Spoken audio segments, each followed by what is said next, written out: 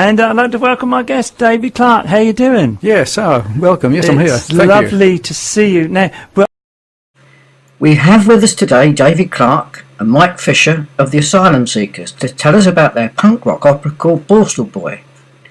Hello Mike, nice to have you here today. David told us the last time he was here about his criminal past and his book, Converted on LSD. Also about your band, the Asylum Seekers. Can you tell me how you know David and what the punk rock opera is all about? I met Dave at Fareham College many years ago. I was one of his students, and since then we've been in touch and been involved in musical events. Tell me about the Asylum Seekers, and I'm sure you're asked about the name. Tell me what it's all about. We're a band from Gosport. There are 4 of us. The speciality is performing punk rock classic covers, and we've been together for 8 to 9 years. Well, that sounds good. And where do you play? All over the place. The Green Dragon, the Queen's Head, Revolution Festival, and we recently played at the Admiral Drake in Portsmouth.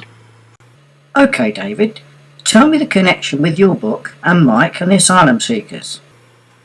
Well, when I came back from working in the jails of the Philippines in 2004, I was reminded about the serious problem among young people with drugs and crime in Stubbington.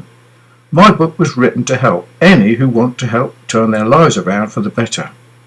However, I began to realise that very few people find time to read, and so because I believe my story is so important, I decided to tell it another way. That's through music and by means of a punk rock opera. Oh really, that sounds very interesting. Mike, what did you think about the idea at first, and how do you envisage it coming about? Well, it sounded a bit bizarre at first, as I'm not sure if a punk rock opera has been performed before, but our songs that we cover really suit Dave's story, and we're all up for it. Right, David, you told us the last time you wanted to perform the opera in Winchester Prison. Please tell us about this. Yes, well, my story is about my brother and I, who were both criminals in the past and were sent to prison for malicious wounding and carrying a firearm without a licence. I was sent to Borstal training and Michael to Maidstone prison, as we both had previous convictions. I had a 3-year successful career of undetected crime since leaving Dover Borstal in 1969, until I had a bad trip on LSD, and overnight I decided to turn my life around. I learned to read, educated myself and became a lecturer and was very successful, and I turned my back on my criminal past. I believe my story will help anyone who wishes to turn their life around. Where better to start than when you're in prison? It can be done, and I believe the story will help many.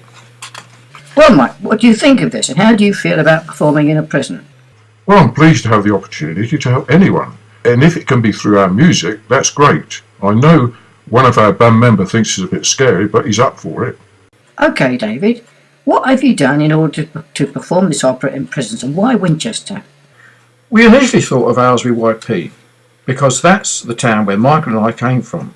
But Winchester Prison has recently been in the news with some bad reports, and I felt we could assist in the change for the better that may be needed, and a different approach might be helpful in rehabilitation, and so I wrote to the Governor with my proposition. I also shared our vision with Caroline Dinage, the MP for Gosport, and Mark Hoban, the MP for Fareham, and both of them are enthusiastic about supporting our project. Caroline said she wanted to attend the first performance. Mark Hoban wrote to David Rogers, the MP, the new Governor of Winchester, supporting my request. That sounds really good. Have you got support from anywhere else? Yes. My book has been seen by 30 prison chaplains, and the new edition, specially written for prison inmates, takes into account the criticisms made from the first draft of the book. Oh, and by the way, Prince Charles has written to thank me for a copy that I sent him and for keeping him informed about the work we're doing with the punk rock opera and the desire to help prison inmates. I've also had a request for over 400 copies from prison inmates from various prisons, including HMP Belmars, HMP Parkhurst, HMP Manchester and Risley and others, and we intend to provide these copies free of charge to inmates, so we're looking for a means to fund this venture or project as well.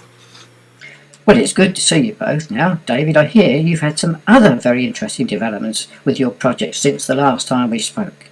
Yes, we've been directed by David Rogers, the Governor of Winchester Prison, directly to Gary Wright, the head of reducing reoffending in the Ministry of Justice, and he says that he's sure he will be pleased to look into ways in which Winchester might be able to host this event. And only that, Steve Bryan, the MP for Winchester, has contacted me, offering me any support that we need. That sounds good. So, can you tell me what qualifications you have and why you think you can be of any help to influencing criminals to avoid recidivism? I'm a lecturer, and I've taught in colleges of further and higher education to all classes of people, including Muslims and other religious groups, for over 20 years. I'm a Baptist minister.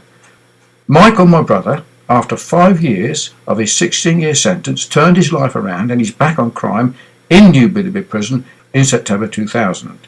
This prompted me to publish my first book. After that, we had done extensive work with many former convicted criminals in the jails of the Philippines with significant success. We have written about this in our book, Trojan Warriors. We created or formed the first ever teacher training college in the world within New Billerby Prison in 2002.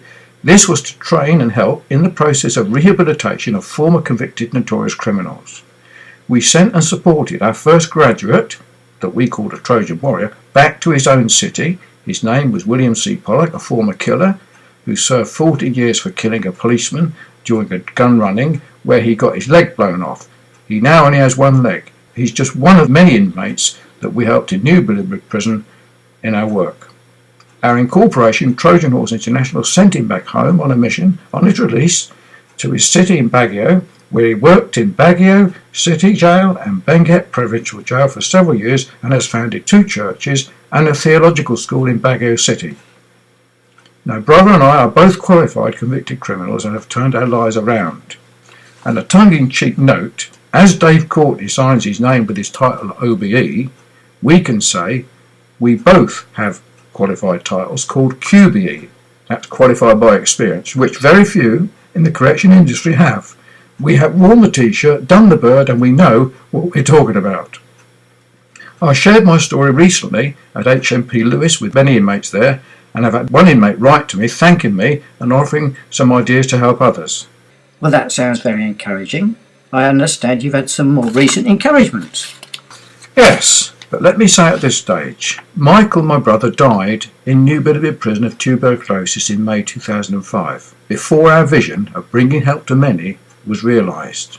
However, I have shared recently what we're doing to the prison chaplains, as I've already mentioned, and there are over 30, and I've already had encouraging emails from some prison chaplains, including David Weller of HMP Oakwood, who says he's certainly interested in bringing our punk opera to Oakwood. Also, Elizabeth Stockhill from South Yorkshire, who has asked if our punk rock opera is planned to go on tour, and of course it is, as she would like to get clearance to get it performed in the prison where she works. So it looks good, and we do have support. Well, that sounds very promising. Have you got any more to add, Mike? As I feel sure this project will be successful and a real help to bring help to others, turn their lives around from crime and in crime prevention. Yes, it's all good and very positive. We will do our best to make it successful. Yes, one final note.